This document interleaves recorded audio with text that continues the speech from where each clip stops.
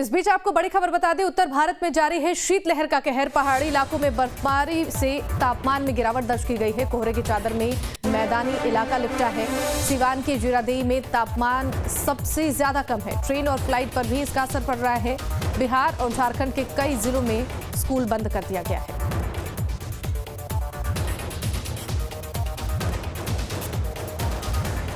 तो सिवान की जीरादेई में तापमान देखिए इस वक्त सबसे ज्यादा कम है। ट्रेन और फ्लाइट पर भी ठंड का असर देखने को मिल रहा है। बिहार और झारखंड के कई जिलों में स्कूलों को बंद कर दिया गया है। उत्तर भारत में शीतलहर का कहर जारी है। तस्वीरें आपको दिखा रहे हैं। कोहरे की चादर में इस वक्त कई जिले लिपटे हुए हैं और इस वजह से रफ्तार पर भी ब्रेक लगी है। और इसी खबर पर ज्यादा जानकारी देंगे संवाददाता आदित्य हमारे साथ पटना से जुड़ गए हैं। आदित्य, देखिए शीतलहर का कहर जारी है। तापमान में लगातार गिरावट दर्ज की जा रही है और साथ ही आपको बता दें कि जो बच्चे हैं, जो एक कक्षा 1 से लेकर कक्षा 5 तक के बच्चे हैं, उनके स्कूलों को बंद कर दिया गया है, जो कि इस वक्त बच्चों को भी ज्यादा परेशानी हो रही है ठंड में स्कूल जाने से।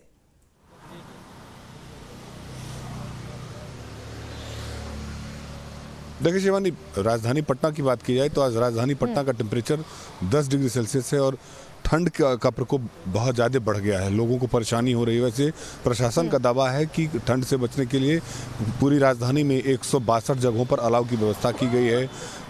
2 दर्जन से ज़्यादा रैन बसेरा, जिसको आश्रय स्थल बनाया गया है, जिसके पास पैसे नहीं हैं, जो फुटपाथ पर सोते हैं, वैसे लोगों को ठंड से परेशानी न हो, इसके लिए 2 दर्जन से ज़्यादा रैन बसेरे और आश्रय स्थल का निर्माण करवाया गया है। लेकिन अभी की जो स्थिति है, ठंड का प्रकोप बहुत ज़्यादा बढ़ गया है। प्रशासन की तरफ से पहली से लेकर के 10वीं तक का जो स्कूल है वो 7 तारीख तक बंद कर दिया गया है, क्योंकि बच्चों को परेशानी ना हो। देख सकते हैं राजधानी पटना में अभी की जो स्थिति है वो वैसे मौसम बहुत ज़्यादा साफ, बहुत ज़्यादा फॉग नहीं है, लेकिन ठंड का प्रकोप बहुत ज़्यादा बढ़ गया है। लोगों को कुछ परेशानी हो रही है।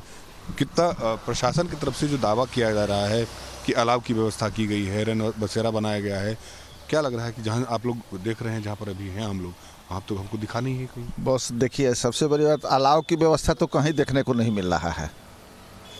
यहाँ चिड़ियाखाना के दोनों गेट पर कहीं भी अलाव नहीं है, जबकि यहाँ मॉर्निंग वॉकर आते हैं तो अंदर में बहुत ठंडा है।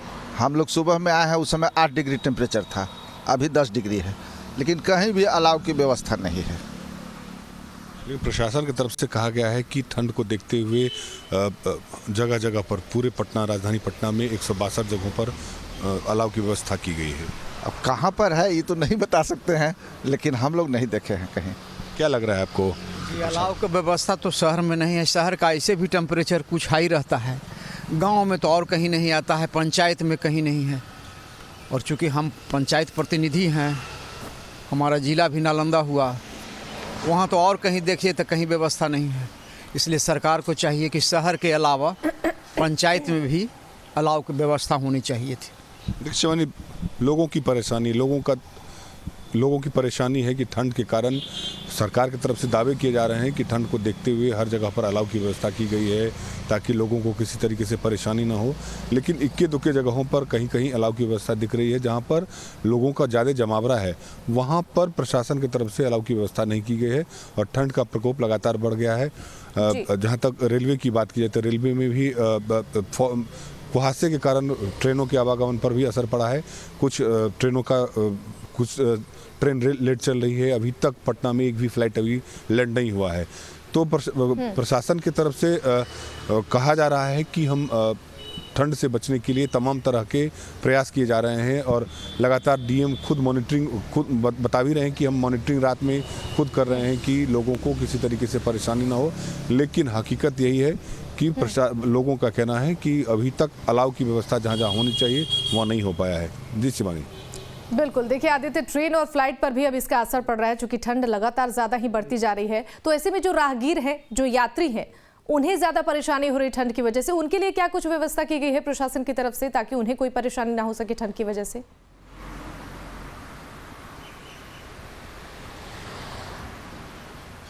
देखिए, आम लोगों को या जो फुटपाथ पर रहते हैं उसके लिए प्रशासन की तरफ से 2 दर्जन आश्रय स्थल या जिसको रैन बसेरा कहते हैं अस्थायी, उसका निर्माण करवाया गया है। उसमें सभी सुविधाएं दी गई है ताकि लोगों को किसी तरीके से परेशानी ना हो।